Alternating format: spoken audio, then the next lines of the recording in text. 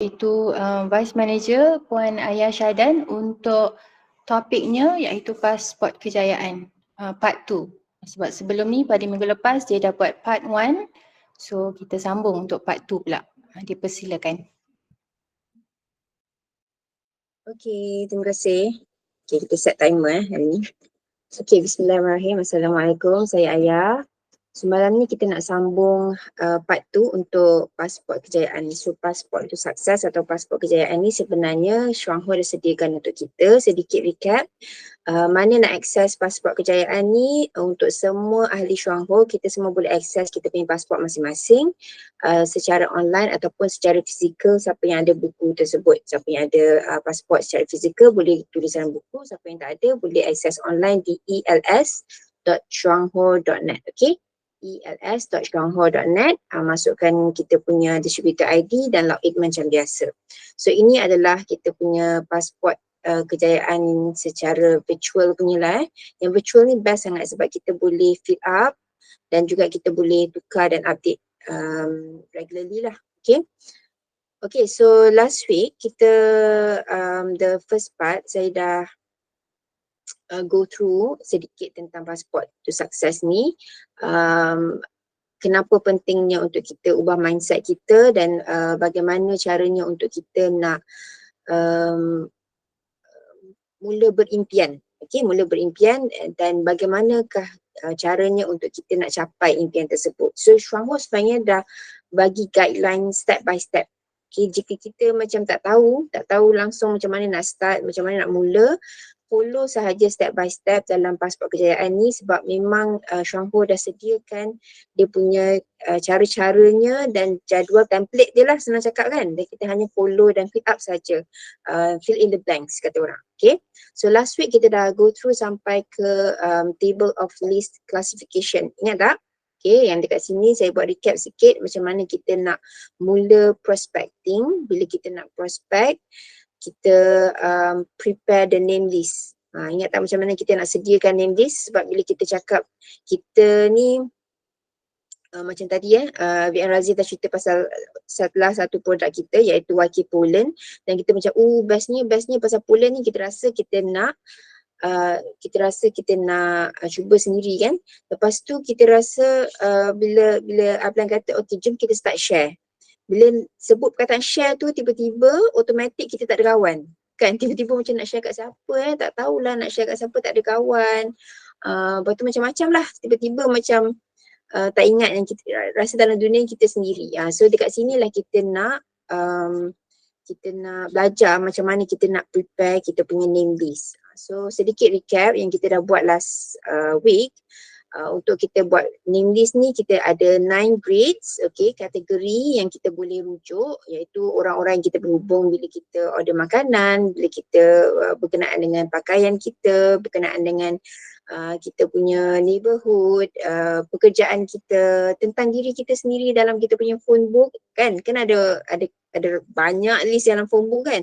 Ada plumber lah, ada electrician, ada akak yang jual kek untuk birthday cake anak kita bulan lepas dan sebagainya. So itu sebenarnya adalah kita punya prospek berkenaan dengan kita transportation, keluarga kita dan hiburan yang kita lalui, dan juga kalau kita ada anak-anak, pendidikan anak-anak, cikgu tuition dan sebagainya. So itu adalah senarai kategori kita punya prospek list yang kita perlu senaraikan. Okay, ini kita belum buat apa-apa lagi, kita baru nak senaraikan. Lepas tu kita nak classifykan mereka. So ini step by step classifykan mereka, bukan saja kita nak tulis saja nama mereka, tapi kita nak classify dia ni dalam kategori rapat ke dengan kita, ataupun kawan sekolah yang dah lama tak jumpa, ataupun kita kenal biasa-biasa, ataupun kita sebenarnya tak kenal dia tapi kita tahu dia, kita selalu nampak dia tapi dia tak tahu kita. Okay, itu dah kategori stranger dan sebagainya. So kita dalam template yang Syuang Ho dah sediakan, kita boleh tulislah apa yang kita nak buat dengan dia. Very specific kan. So ingat tak yang ni saya rasa saya dah go through last week ke saya baru nak go through lepas tu kita dah ada masa. Dekat sini kita boleh klik kat table of list classification, okay, dalam pasport kejayaan ni. Okay, so saya buat contoh. Contoh yang pertama, ketua kelas 6C contohnya, ketua kelas darjah 6 kita lah. Lepas tu kita letak phone number dekat situ. Okey, kalau tak ada phone number, kita boleh letak dia punya nama Facebook ke ataupun macam manalah kita nak contact dia kan. Lepas tu kita letak kategori dia ni long lost friend ke, orang rapat dengan kita, selalu kita jumpa ke, macam mana. Okay, dan juga next step. Yang menariknya dekat sini, yang next step ni kita boleh letak dekat sini sebenarnya adalah yang kedua. Kalau tengok kat sini create. Create ni katakanlah orang yang pertama tadi, yang ketua kelas. Katakanlah saya awal-awal tadi saya dah cakap saya nak belanja dia kopi secawan dan cerita tentang plan satu-satu. Sebab dah lama tak jumpa kan, kita nak belanja dia kopi. Lepas tu katakanlah kita dah lakukan tindakan tu, lepas tu kita nak buat the next, apa dia next step. Nampak ni dia kata next step kan, so apa next step kita nak buat dengan orang yang sama ni. So kita boleh tulis dekat sini, kita nak share pasal health, pasal health pula, kita nak cerita pasal body system kalau kita rujuk pada OPP chart. Okay, nampak tak macam mana kita nak tambah the next step pada orang yang sama. Kita pergi saja tambah simbol tambah ni, kita tulis apa next step, lepas tu kita tekan simbol tambah. Lepas tu nanti dia akan terus update next step yang terbaru dekat sini. Canggih kan? So kita tak payahlah nak bazir-bazir kertas kita dan sebagainya. Betul kalau kita lupa kan? Lupalah yang ketua kelas ni kita dah cerita pasal apa kita klik balik kat situ. Lepas tu kita tengoklah, oh dah cerita dah pasal plan satu-satu ni. So janganlah cerita balik, nanti dia boring kan. Lepas tu kalau kita dah cerita macam-macam kan kadang kita lupa kan kita cerita apa kat orang ni. Tapi bila kita rujuk balik dekat sini, lepas tu bila kita jumpa dia, kita cakap balik, hari tu kan saya dah cerita pasal ni kan. Lepas tu orang tu akan rasa appreciated. Kata, dia ingat lah dia cakap hari tu pasal apa. Dekat sini pun sebenarnya kita boleh guna sebagai nota lah kalau dia nak cerita apa-apa. Katakanlah masa kita berjumpa dia pertama ni kan, lepas tu dia cerita dia sebenarnya tak suka kopi. Kita letaklah note kat sini supaya kita ingat pasal dia. So the next time nanti tak payahlah kita nak tanya dia banyak-banyak kali. Lepas tu kalau kita kata the second and third session kita ajak lagi dia minum kopi, nanti kan dia kata, iya kan aku dah cakap dah itu aku tak suka kopi. Nampak tak? Kalau kita tak ingat apa dia cakap, nanti dia rasa tak best lah. Okay, so sebelum kita jumpa orang tu, kita rujuk dulu dekat kita punya pasport kejayaan. Dia tak tahu, kita ada nota-nota dia every time kita jumpa dia kan. So make use of this. Okay. Okay, so itu cara macam mana kita nak update. Okay, dan add je lah kat sini, senang je. Okay, lepas tu dan seterusnya lah kita letak senarai. Senarai kat sini, tulis saja seberapa banyak. Okay, kalau terlebih nanti boleh tambah je. Tekan je add name list ni, dia boleh unlimited lah, kita boleh letak. Sebenarnya tak tahulah unlimited ke tak tapi cubalah sepanjang-panjang ni insyaAllah boleh. Okay, so seterusnya ini adalah cara macam mana kita nak senarai. Macam mana kita nak senaraikan kita punya prospek. Okay, ini belum apa-apa lagi tau. Ini belum apa-apa lagi, kita baru senaraikan ni. Diorang pun tak tahu yang kita dah letak nama diorang dalam kita punya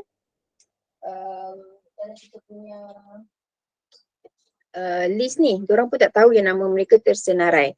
So the next step ialah kita nak ajak diorang. So kita dah buat list panjang-panjang ni, kita nak buat apa sebenarnya? Kita buat list panjang-panjang ni, kita tenung je ya. Okay, kita nak invite dia. That's the next step sebenarnya in prospecting. Step 2 ialah kita mengajak. Ajak apa? Kita nak ajak diorang untuk share tentang sesuatu yang kita seronok nak share dengan lah, tentang kita punya bisnes, tentang apa yang kita buat sekarang. So kenapa kita nak kategorikan dia tadi? Kenapa kita nak kategorikan dia ni orang rapat yang kita ke, orang ni ke apa? Sebab ada cara-cara yang berbeza untuk approach ni. Kalau dia tu rapat yang kita boleh samba je kat esok kau jangan pergi mana-mana aku nak belanjakan kopi. Kita boleh je cakap macam tu kan. Tapi kalau orang yang jarang dah lama tak jumpa, kita tak boleh lah terus segah dia macam tu.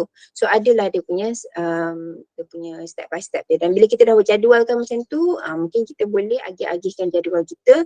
Hari ni, minggu ni kita nak jumpa orang yang rapat seorang je. Minggu ni kita nak jumpa orang yang stranger seorang dan sebagainya. So kita boleh susun jadual kita. Okay. Macam mana cara nak invite tu?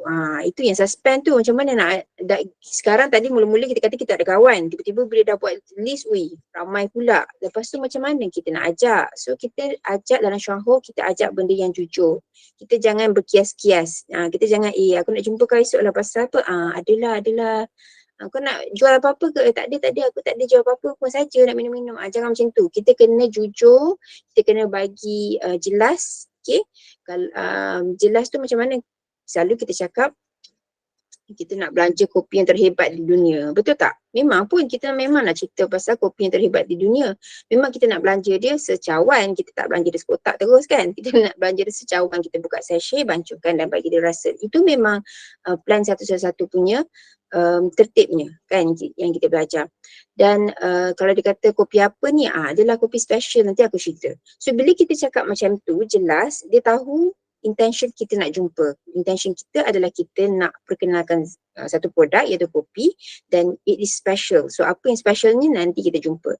Sebab biasanya kalau kita ajak orang untuk kita nak belanja, biasanya susahlah orang nak reject kan. Biasanya orang nak susah nak reject. Tapi ada je orang reject. So relax lah. Memang baru-baru ni pun saya ada je dapat rejection. Dia kata tak apalah, dia tak berminat dengan apa yang macam kita kata kita nak share sesuatu yang kita sedang buat sekarang. Lepas tu dia kata tak apalah, tak berminat dan dia busy. So it's okay. Tak ada putus kawan pun. Kan? Tak ada pula dia marah-marah kita ke apa, tak ada. So yang penting kita jujur, kita cakap kita nak jumpa untuk buat sharing tentang sesuatu. Supaya bila kita berjumpa, dia tak ada rasa tertipu kalau kata hari tu tak nak jumpa saya saja je kan. So dia tak akan rasa tertipu dan dia akan rasa bersedia dengan apa yang kita nak share dengan. Okay, jangan takut untuk cakap kita nak share tentang sesuatu. So dia kata dan bila kita nak ajak orang, kalau kata okey lah nanti kita jumpa lah bila-bila, jangan bila-bila sebab bila-bila tu tak akan tiba. So kita kena suggest kat dia, nak jumpa esok ke lusa, free tak? Kalau minggu ni aku free Selasa atau Khamis je. Bagi pilihan sebab orang kan suka buat pilihan kan, so kita bagi pilihan. So, kalau dia kata Selasa atau Khamis tak free lah, okay, pilihan kita bagi dia tak free. So kita tanya dia bila dia free minggu ni. Kalau tak free minggu ni, minggu depan. Kalau boleh bagi pilihan dulu, lepas tu jangan lama-lama sangat. Janganlah macam nantilah dalam tahun ni bila-bila nanti aku bagi tahu kau, itu lama sangat. Bagi yang spesifik sikit, okay? Sebab kita nak susun jadual ni, kita nak bagi tahu dia kita serious in this business and penting untuk kita dapat confirmation dia. Okay, penting untuk kita dapat confirmation dia sebab kita nak susun kita punya jadual. Lepas tu bila invitation tu dah successful, kita dah hubungi dia dan kita dah dapat, dah dia kata okey boleh jumpa, jangan lepas tu cerita panjang-panjang sangat. Kita kata okey nanti kita jumpa, kita sambung cerita lagi kita just end the conversation macam tu supaya kita dia akan look forward untuk jumpa kita. Okay, dan dia akan macam rasa suspend, ya apa benda benda dia nak cerita ni suspend lah kan. Macam itulah lebih kurang. Okay, so ni ada beberapa contoh lah dialog dia. So itu adalah dia punya tips yang macam mana kita nak invite. Step 2 adalah buat invitation. So the next step, tadi kita dah buat prospect list, lepas tu kita dah invite. So apa dah jadi ni? Bila kita dah invite ni lah baru kita dah ada tindakan kan. So bila dah invite, dia dah setuju, lepas tu nak buat apa pula? Lepas tu tak jadilah cerita, senyap lah, segan lah. Dah rugilah kan, kita dah jumpa, dia dah setuju nak jumpa kita. Kita kena present lah, show the plan. Kenapa kita nak jumpa dia ni sebenarnya? Kita nak bentangkan plan satu-satu. Kenapa plan 111 is like one of the best plans lah kalau kita nak share dekat orang kalau kita baru jumpa first time Melainkan kalau kita memang nak jumpa dia sebab dia ada masalah kesihatan lah. Tapi kalau kita memang ajak dia jumpa, kita nak cerita pasal an opportunity, kita nak belanja kopi kan, kita share pasal plan 111 because it's very simple. Plan satu-satu yang sangat simple, sangat mudah nak terangkan, boleh ambil masa beberapa minit sahaja dan syok lah. Okay, saya pernah dapat respon, dia kata best buat business presentation macam ni, sampai-sampai tu boleh minum kopi sedap. Dia cakap macam tu, dia punya komen pada saya lah. So memang kadang-kadang kita tak rasa benda tu macam tu kan, tapi orang rasa seronok. Macam serius lah, bisnes macam ni je sambil-sambil minum kopi santai, dah habis lah ke presentation kan, dah habis lah presentation ni, serius lah boleh dapat income sebegini tentang plan satu-satu. Yeah, it's that simple sebenarnya. Okay, so bila kita buat benda tu simple, mudah, okay, tak huru-hara sangat, akan orang akan persepsi orang, dia akan nampak benda ni aku pun boleh buat kan, benda ni takkanlah this is too simple, senang nak duplikasi. Itu dia punya keyword dia, senang nak duplikasi. Okay, dan bila kita dah bagi dia rasa kopi, okay, kita dah tunjukkan how simple it is untuk jalankan plan satu-satu tu. The next step ialah kalau boleh conclude an agreement. Kita kena buat closure lah dalam perjumpaan kita tu. What's the closure? Tengok kan plan ni memang senang je kan. Macam tak ada apa-apa, you don't have to bayar apa-apa loan ke sign loan ke apa benda sebagainya, tak perlu. Okay, it's very simple, you can start minum kopi sekarang. Okay, nak tak you sign up? Sebab sekarang ni kita ada promotion free voucher untuk sign up, dan kalau tak ada free voucher tu pun nanti sign up hanyalah RM15. Tak adalah macam mahal berbenar sampai dia kena balik dan fikirkan 2-3 malam kan sebenarnya. Sebab harga dia memang tak munasabah punya murah kan, RM15 sahaja. Kalau dia nak isi borang tambah lagi RM1. Okay, so tanya dia nak tak sign up. Okay, kenapa nak sign up? Cakap in brief sebab kita tak nak panjang-panjang sangat in the first perjumpaan tu. Kita cakap bila dah sign up, kita tunjukkan, ni pun saya selalu lupa, so insyaAllah lepas saya dah present ni saya ingat lah. Bila dah sign up, kita tunjukkan dia kita punya website. Tunjukkan dia dekat website ni boleh tengok all the products, dan kalau you nak order sendiri boleh terus order, boleh tunjuk lebih kurang. Okay, lepas tu untuk bulan ni you boleh tengok you punya PV dah berapa. Kalau you nak achieve 4%, you tahulah dah berapa banyak you beli dan sebagainya. Kita cakap in detail sekali lalu macam tu. So yang ini yang banyak-banyak semua yang saya tunjuk ni, bila you sign up nanti you boleh masuk sendiri and then you boleh tengok sendiri macam mana. Okay, dan boleh sekilas lalu tunjuklah kita punya network, kita boleh monitor macam mana, dan kita boleh tengok kita punya bonus statement bulan lepas, tahun lepas dan sebagainya. Okay, so bila dia tengok, oh mudah je lah sistem ni kan, tak perlulah leceh-leceh nak kena. Sebab kadang-kadang ada orang, dia tak tanya tau, tapi dia terfikir-fikir ni kalau dia nak beli lagi kopi ni macam mana dia nak beli kan, dia nak jumpa kita lagi ke, tapi dia tak nak jumpa kita selalu. So kita kena bagi tahu dia tak perlu jumpa kita selalu pun dia boleh beli kopi sendiri. Okay, boleh beli online macam tu, tak perlu susah-susah. Kalau dia menyusahkan kita pun sebenarnya tak susah, sebab kita bukannya kena pack kopi tu dan sebagainya. Kita cakap kat dia, kita pun sebenarnya order online je. Kalau dia order kat kita pun, kita key in je online kat sini, nanti company yang hantarkan kat dia, tak susahkan kita pun. Okay, so saya ada lebih kurang 2 minit lagi. Okay, lepas tu bila kita dah buat ala kadar macam tu dan sekiranya dia dah setuju untuk sign up membership, and then what's next? Kita cakap kat dia, okay lepas ni nanti next time kita jumpa untuk kita ceritakan lebih lanjut tentang produk-produk lain, ataupun kalau dia ada masalah kesihatan kita akan share, ataupun kita tanya dia, ada tak siapa-siapa dalam minda dia sekarang yang dia rasa nak share pasal plan satu ni? So kalau ada, boleh tak set upkan appointments untuk kita belanja kawan dia tu kopi pula untuk next session. So kita kalau boleh adakan follow up. Biasanya awal-awal tu diorang memang rasa macam seronoknya nak share, tapi diorang takkan nak share terus tau, mengikut saya punya pengalaman lah. So what is apa yang penting sebenarnya adalah untuk kita feed information, knowledge pada kita punya new prospect tadi. Sebab macam mana dia nak share kalau dia tak tahu apa-apa, dia tak ada confidence sebenarnya nak share. Dia takut kalau dia share kat kawan dia ni, tiba-tiba benda ni scam ke, tak best ke dan sebagainya. So kita kena kalau boleh, of course ajak join kita punya physical meeting ataupun online meeting macam ni. Okay, jika ada yang pertama kali datang sini rasa macam blur-blur lagi, boleh datang lagi sekali, okay, sampai betul-betul faham. Tapi kalau kadang-kadang kawan kita susah nak ada time untuk datang meeting kan, so kita ajak, tanya dia bila dia punya free time untuk kita visit dia lagi sekali dan share sikit-sikit tentang lain-lain tentang kita punya business, produk dan sebagainya. Okay, so follow up tu adalah penting untuk kita bagi tahu dia this is not the first and the last time untuk kita berjumpa. Dalam bisnes Shuangho ni ada sambungan dia dan sambungan dia. Sebenarnya ramai orang appreciate benda tu. Sebab dia kata biasanya kalau dia beli barang and then dah itu je kan, kita dah beli dah lah kan. Tapi kita akan sentiasa follow up dan tanya servis, okay, dan berterusan lah. Okay. So sikit lagi, apa lagi kat dalam kita punya pasport kejayaan ni. Okay, saya rasa untuk Ada masa ke MC? Berapa minit lagi? Minit. Last last minit. Okay, last ni tentang 3/7 ni. 3/7 ni. Bila kita nak buat prospecting, okay, sekarang kita dah tahu pasal 3/7. Bila kita buat prospecting ni, always keep in mind yang kita nak build a network. Dan bila kita nak build a network, sekarang ni kita kena bijak sikit. Jangan